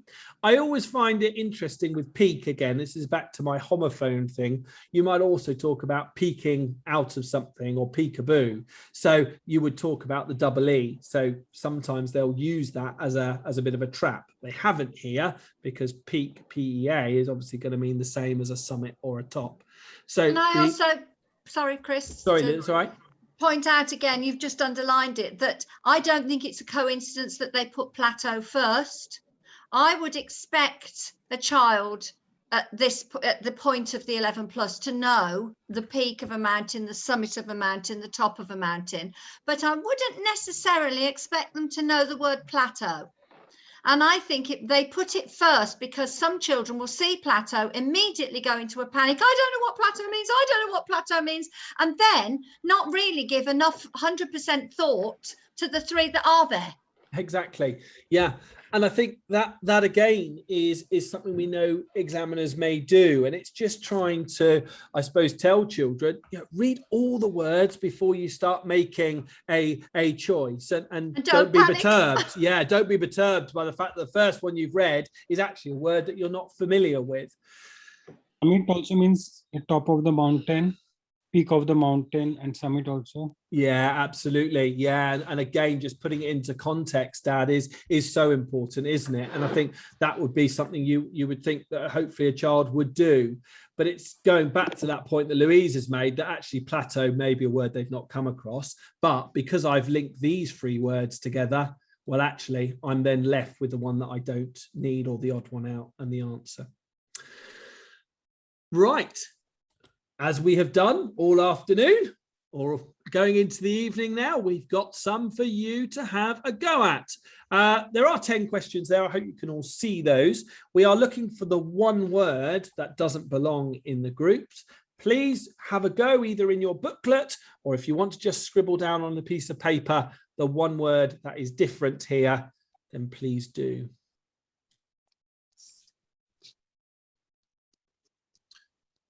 And again, another very common question type under that CEM umbrella. We will have an opportunity this afternoon just to have a brief look at the Reading Boys question types. Thank you if you've just been very patient and waiting for that aspect.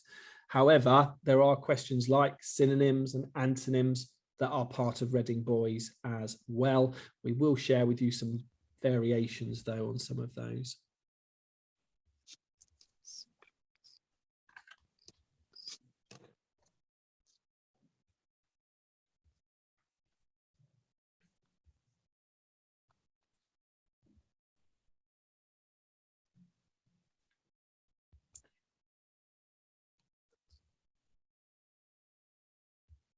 Hopefully none of you will get question 2 wrong.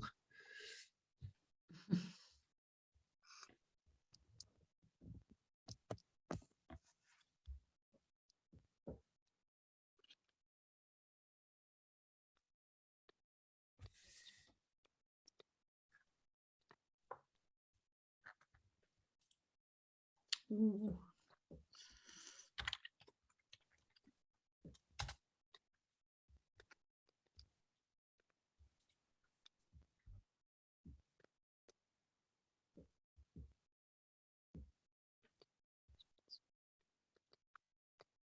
Number 7's a tricky one, Lou, isn't it?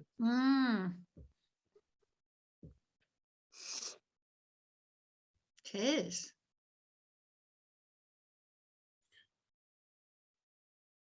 Okay. If you would like to pop any of the answers in the chat, do feel free. But what we'll do is we'll go down through these and identify which word is the odd one out. And again, just talk to you about some of the potential examiners' tricks, I suppose, that they've sort of played here.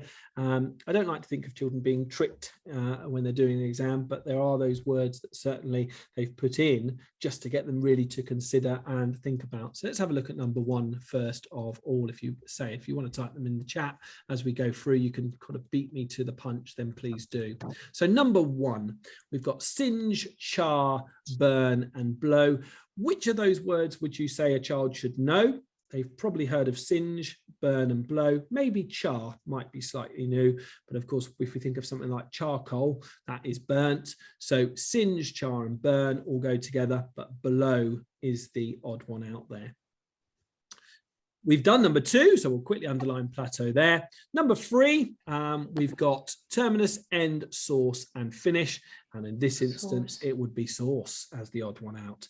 Again, back to, and I keep reiterating this, I appreciate I've said this a few times now in this workshop, but source might talk to them about tomato ketchup sauce as well, and just make sure they know the difference between the 2 types of sauces. And there is again, Chris, one where they've put terminus at the beginning, which a lot of children don't know. No. I know, but actually if you keep your cool and you put end and finish together, you then know, well, source isn't an end or finish, so therefore terminus must be. Exactly. We've got purchase there, reach, achieve, attain, stroll, saunter, walk, and I do like this one in the sense it really gets them to think about the words. Wander, of course, would have the A, so we're going to underline that one as the odd one out. Oval, kite, rectangle, and square. So we've got 4 shapes that are described as quadrilaterals, 4-sided, whereas an oval has 1 curved side. Did you go for a different one there, Lou? I was going to say, I find it interestingly that when I do this one with the children, they commonly get that one wrong, and I think it's simply because their head isn't in the math zone. Yeah, exactly. So it's adding in another subject area. There is an element here where you might, for example, say with kite, that's the only one that could be a bird, and the others are shapes. But remember, we are trying to group them together for a similar reason, more than just being shapes. So there's an element of knowing quadrilaterals, I guess, here. But I may question if that's a question type that would actually be exposed to a child in an examination. I don't know what you agree, if you agree with that, Lou, but yeah, and I would just it's a bit ambiguous, but I wouldn't even worry about quadrilaterals. I'd just say the oval's the only one that has curves. Yeah, exactly. Yeah. Barometer, ruler, and thermometer, and therefore weather is the odd one out because the other 3 are used for measuring things. Barometer, obviously weather, ruler for length, and then thermometer for temperature. So weather is the odd one out there. Quite like this one because they often get a little bit confused by taut, but attach, bind, and fasten all go together, but taut means tight, so that's the odd one out there. Beneath, below, bellow, shout, and roar. So beneath is the odd one out there because bellow, shout, and roar all mean the same there. Demolish, destroy, and wreck might be a new word for some children. Depends on if they've studied geography a little bit maybe and talked about things like debris or litter. That's the odd one out on that one. So well done if you did manage to get all 10 of those. Certainly, again, good questions to expose your child to as well. Just very, very quickly, multiple meaning is one that can appear in a CEM test. It can also appear in a GL exam as well. If you haven't come across these before, you're looking for a word that belongs with two groups.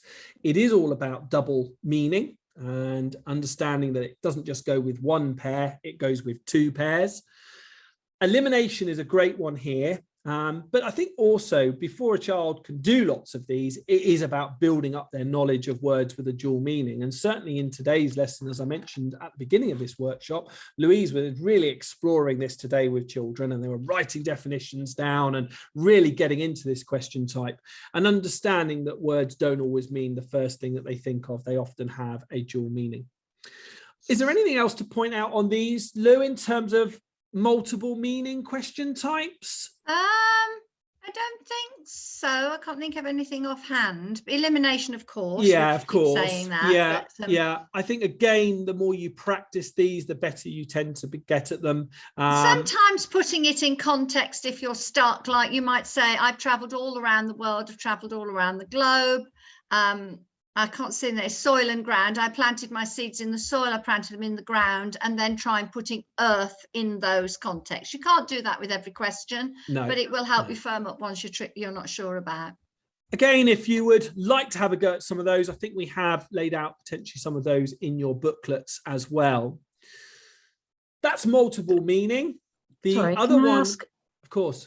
Can I ask a question about back to the odd one out? Of course. Do you go through the kids with the logic of it? Because I can see my daughter, especially on 6 and 7, would come out with a different answer, because she would say oval, kite and rectangle were grouped because they're all long on one side and short on another. And the square would be the odd one out. And the barometer, ruler, thermometer and weather, she'd say the ruler was the odd one out because the others are all to do with the weather and that one's different. So do you cover that kind of logic? Absolutely, Mum. And I think what's very important, and certainly with a lot of the books, and I think that's one of the reasons we like the CGP books actually, is because the answers are explained. And we would always, when we go through questions with the children and we're marking them in the lesson, we would talk about how you would arrive at the answer. I guess there would be, just as you've mentioned, there may be some children saying, well, actually, I think this is the answer because of that reason. But what we will try and do is ensure that we kind of reinforce the best reason for arriving at that answer. I think I may have mentioned at the beginning of the workshop about how a lot of these questions are very much trialed and they are exposed to children to avoid that ambiguity. And we want to eliminate that as much as possible. We really do want one definitive answer. And the reason it's that is because of that, and you can't really debate it or say, well, actually, I think it's something else. That, I suppose, isn't always going to be humanly possible, but as much as possible, there should only be one answer, and the reason for it is this. But certainly in the lessons, and I think, Louise, it's something we would always do, is explain how the answer is arrived at. Yeah, and what I would often say, for example, the oval one, technically an oval only has one side. Yeah, if you mathematically, an oval only has one side. So I would explain that there was a little bit of information that she didn't know there or had forgotten. With the one like barometer, ruler, thermometer and weather, I would always say good thinking. You're thinking wrong, you are thinking and you are seeing a connection, but there's a much stronger connection. So it's not the best answer. Yeah. I think that's the thing, isn't it? It's about that very strong connection you're kind of looking for with those kind of questions. Let's go to the next one. And again, we may not have a huge amount of time to cover all of this, but this is called verbal classification. So this is a very, again, typical CEM question. It does require a lot of general knowledge. Children are given 3 words on the left, and they have to identify one word that goes with that group. And the first thing they need to identify is, why are those 3 words together? What ties them together? Is it that they're all synonyms of each other? Is it the fact that they're connected because they're all jobs? And I would go back to that whole list that Louise reeled off earlier, things like animals young, herbs and spices, all those kind of different categories, flowers, plants, potentially trees, colours, all different things that you may need to know. And it's about finding the one that belongs best with that group. So if we're looking at this one, talking about different paces that people can go at, running, walking, strolling, and of course the one that we want to go for is sprinting, or sprint here. So again, it's about knowing lots of words. These again need a lot of rehearsal and a lot of practice, and we would expose your child to these types of questions. So that's verbal classification. And if we go on to the next one, this is called hidden 3-letter word. And I do like these. These are great fun to do with children. I'm going to actually move on to the Reading boys, and I will talk about this in turn with that, because I think just because we only have 10 minutes left, it's important that we do cover the Reading boys syllabus off as well. So as with CEM, you have questions called similar in meaning. These involve children finding words that are closest, and they're laid out very similar to the CEM exam. They have a multiple choice set of options, and this one is flummox. I think one of your favorite words, that, or discombobulated, Lou, isn't it? Yeah, that's my favorite, discombobulated. Yes, yes. So again, with these kind of questions, you can put the words into the same sentence. And the idea is that you need to find the word that is a synonym. So there's not a huge variation with the Reading Boys exam and the CEM exam in terms of how these potentially could be presented. That covers the synonyms, but what is different is how they do the opposites. Now, we're very used to, when we do opposite in meaning, having one word and then finding a word that is opposite. With this, the variation is they're given 5 words and one word is the opposite or is not part of that group. Now, I find that quite unusual because it feels like it's more like an odd ones out, but this is all part of us trying to not put things in nice little compartments and say, well, it'll always be like that. So just looking at this question together, which word means the opposite of the other words? So we've got enhance, brighten, improve, and mend, whereas demolish would be the opposite to the others. So again, it's a slight twist, slight variation, but again, if you're going for Reading Boys, we will ensure that children get exposure to this type of question. So it's something that the Reading Boys examination has done, but we're aware of that and we would expose children to that different type of thinking. So the one that I wanted to get to was the missing letters. Now, again, this is presented a little bit differently, but it is in a sentence, so it's in context, and the children have to identify the missing letters. Now, someone in the chat earlier put in exactly how many questions had come up in the Reading Boys exam this year, and actually said how long they were given as well. So I think there was a lot of them. I think anything up to about 40 of these in a very short amount of time. But what you do is you put the word into context, and you identify what the word is, and the child has to then put in the letters. Now, with the Reading Boys exam, it is written by pen. The children use a pen in their exams to actually write in those missing letters into the gaps. They do have a separate multiple choice sheet as well, where they need to transfer their answers. This one is an example of a type of question they may get. So we all something on the canteen at lunchtime. Not an easy word to think about, but the word is converged.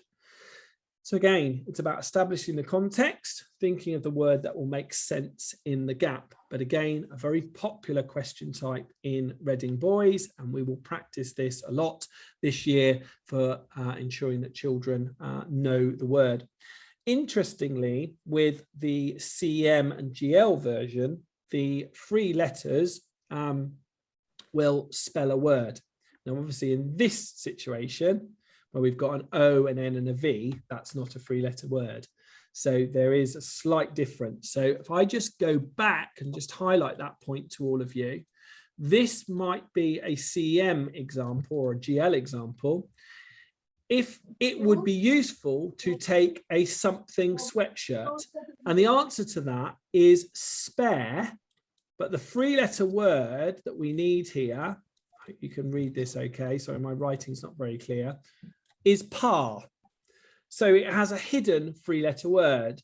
But just going back to that Reading Boys one, you can see that that doesn't spell a 3-letter word. So there's a slight variation on it, but it's quite good if children actually can do both potentially. So there may be an option there for us to explore both of those types of questions.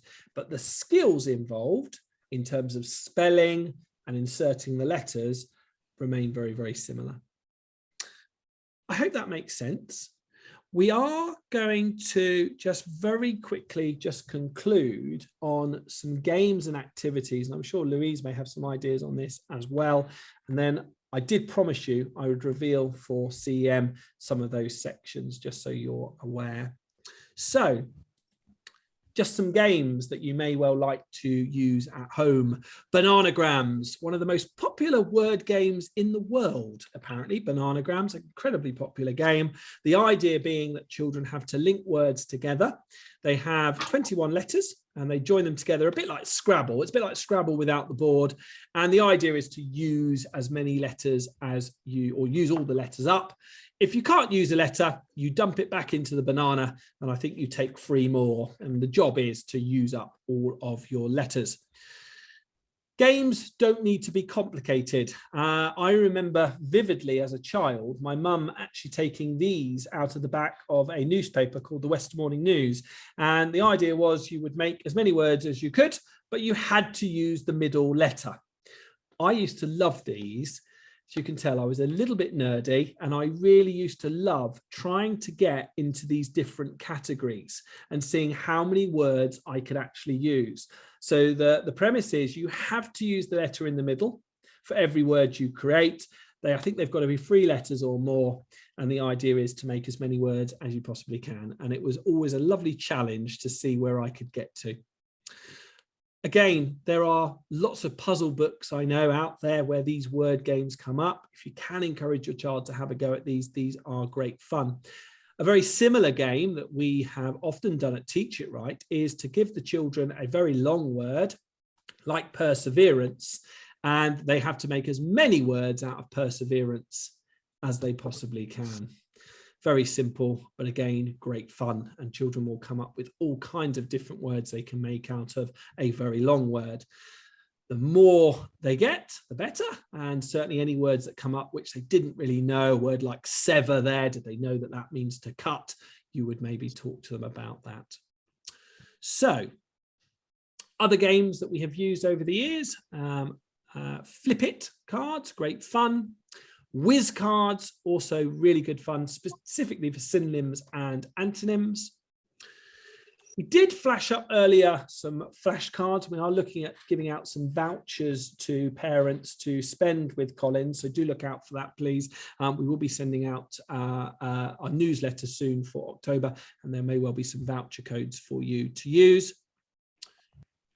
We thought we would also briefly mention this afternoon that Teach It Right is working with Collins, and we have just written a number of books, and Louise actually has been a huge part of that over the years, and we are having these released very, very soon into the market, and certainly will be drawing your attention to them. Some of the books we will be using with our students anyway, so you won't need to go and purchase them, but we are certainly very excited about some of the new books that we have coming out with Collins.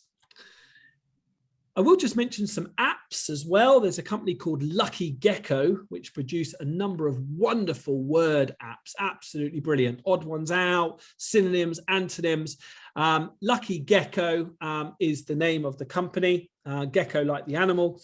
If you would like to purchase those, I'm afraid they are only available on Apple devices, not on Android. I'm afraid that is just something they haven't been able to do. They've only got them on Apple devices, but Lucky Gecko, perhaps if I do put that in the chat for you all, that is something that you may well wish to explore. So Lucky Gecko apps are absolutely fantastic for synonym building, so it might be something you want to venture into. I mentioned about Free Rice earlier. I did put that link in the chat, www.freerice.com. Very good for English vocabulary, particularly synonyms. So do explore that if you have time. And did want to just reveal for CEM what the topics were for the exam this year. So word choice, 6 minutes. Those are actually synonyms. 28 questions, 6 minutes, so not very long. Comprehension, 15 minutes, 21 questions. Pictures, and if you're a little bit confused what pictures are, they are a non-verbal reasoning question, which is matrices, 8 minutes, 21 questions. Maths 1, 21 minutes, 20 questions. So a lot of word problems involved in that one. So you're looking at about a minute a question, which is not too bad. Reading closed, that was the word bank version this year, 10 minutes, 24 questions. Maths 2, 18 minutes, 24 questions. Pictures 2, which was sequences, 10 minutes, 30 seconds, 30 questions. So quite quick fire questions, those ones. Reshuffled sentences, 7 minutes, 30 seconds on 16 questions. Now, one caveat to all of that is this is the feedback we have received from our former students. We cannot expect all of our students to remember everything. We have gone on the consensus in terms of children saying the same thing. Okay, so we believe it's very accurate. However, we have no certainty on that. But what I think it reveals to you as a parent is there are a lot of questions, a short amount of time. And that's the thing we want you to hold in your minds. But it certainly does help us. And certainly with our mock exams that we do over the Easter and the summer period, we will try and reflect the kind of timings that we know have come up in the past. So that does give you certainly a very, very good idea. As I did say earlier, if you would like a copy of the slides that we've used this evening, we've obviously sent the booklet to you. So I think that's probably the most comprehensive guide that you can have. But if you did want the slides, then just send an email over to the office at info@teachitright.com, and we will certainly send those slides over to you. We've got a question in the chat. Is Louise's class? We played a game called Qubit. Ah, was that... do you remember doing that, Louise? Yes, we played Qubits today. Oh, Qubits today. Fantastic. Yeah. That is a non-verbal game in actual fact, Qubits. We will, in the non-verbal workshop, talk to you about Qubits. May well be, with Christmas on the horizon, may well be something you want to buy for your children as a nice Christmas present. We do use them in the class, so don't worry, your child will have had a chance to play Qubits at some point. Very, very fun, but it's a non-verbal reasoning game, nothing to do with verbal reasoning. Can I ask a question about those timings? Yes, of course. So, although there's that many questions, on average, from obviously your students, do they answer all of those questions, or I think would you say it's about 60 to 80%? Yeah, to be honest with you, and it's a really good question. I think the reality is, looking at some of those timings, no, they aren't necessarily going to get through all of those questions. One of our things that we reiterate to all of our students is please don't leave it blank. Have a go. It's a multiple choice test. But I think certainly looking at that, and even as an adult, I would look at those timings and say, well, actually, it is going to be quite challenging to get through all of those questions. The feedback we get is varied. Some of the students we've spoken to, and they've said, yeah, got through all the questions. And some of the children actually I saw at the pilot that we did at Trevelyan this weekend did say, yeah, got through all the questions, managed to answer them all. Some did say, no, I ran out of time. I guess what we want to try and ensure, though, is that kind of accuracy overrules speed. And I know I mentioned it during the workshop that you don't want kids racing through and making mistakes. So it's a very good question to ask. And I think, you know, there is a lot of questions in a short period of time. And that's their one way of filtering through, you know, these thousands of children that take these tests. So we would say, wouldn't we, Lou, that pace is, and working at a good speed is important? Yes, it is important. What is the pass mark for the exam? Someone has asked, and again, that's a very good question. The pass mark is a standardization. Now, this does vary depending on the different schools. I don't think we've got time in this workshop to talk in length about standardizations, but just very, very quickly, for the Slough Consortium, your child needs to achieve 111. Upton Court, it is 121 that they need to achieve. Kendrick, the other CEM one, they lowered their pass mark last year. Actually, the children need to achieve 107. However, is 107 good enough to get a place in Kendrick? No, because it's a ranking system. So you might get down to 114 and that's your cutoff. Now, again, this is probably not the time, particularly after 2 hours of going through verbal, to start exploring all the standardizations. We will have sessions which go through that kind of thing and talk to you a little bit about the pass marks and things. But as I say, there's a lot more potentially to it. For Buckinghamshire, children are looking to get 121. But I think the biggest thing to highlight here is that standardization is how the 11 plus is scored. So it is linked to your child's age. So the older the child, the better they need to do. So if they're born in September, they need to outperform a child born in, say, June. The difference between the marks is about 7 or 8 marks between the oldest and the youngest. So if they're middle born, say born around March, it doesn't have a huge impact. Sorry, just going through some of the questions. Thank you for the information, really helpful. I had to rush now. Well, thank you for coming. Thank you very much for joining us this evening. We really do appreciate it. We will provide more information about the syllabus, so if anyone's wanting that. Are the children taught time management? Absolutely. It is something we do a lot more in the summer term, near their examinations. We do a lot on time management. Now it's about building up the subject knowledge, so I think that's really important, first of all. Do we plan to publish and share mock test results?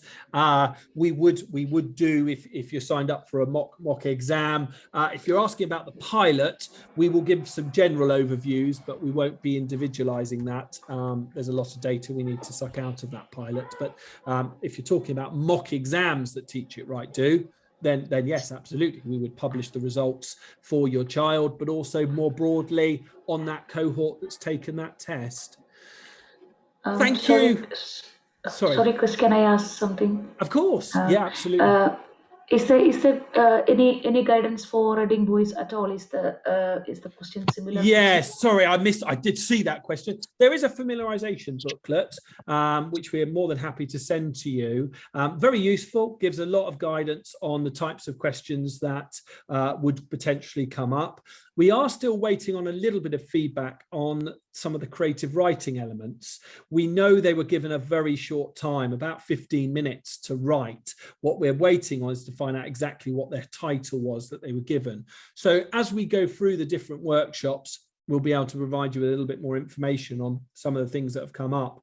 Certainly in regards to insert the letters, synonyms were there, opposites were there. We don't know exactly the questions that were there. All we can really draw upon is the types of questions that were there. Please bear with us. We are still gathering a lot of information to give to our parents, but we will do our best to ensure that we've ascertained as much knowledge as we can.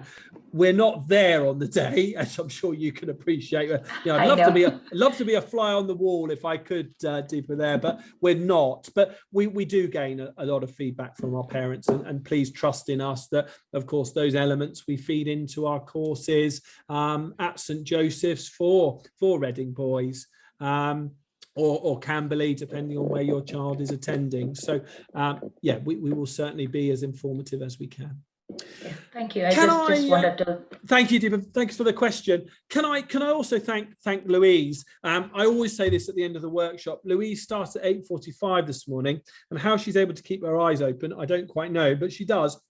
And she always comes to these workshops with boundless enthusiasm.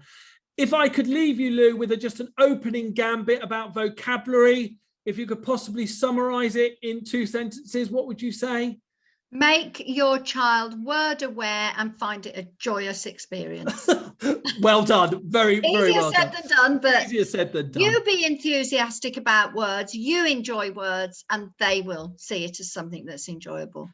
So things like, ooh, that's an interesting word, Lou, thank you for your stamina. Parents, thank you for your stamina this afternoon. I hope it hasn't put you off coming to other workshops. We will have a non-verbal reasoning one coming up very soon. If you do fancy joining Louise and I for our GL one that will be talking about GL verbal reasoning questions, we will be doing that on the 10th of October.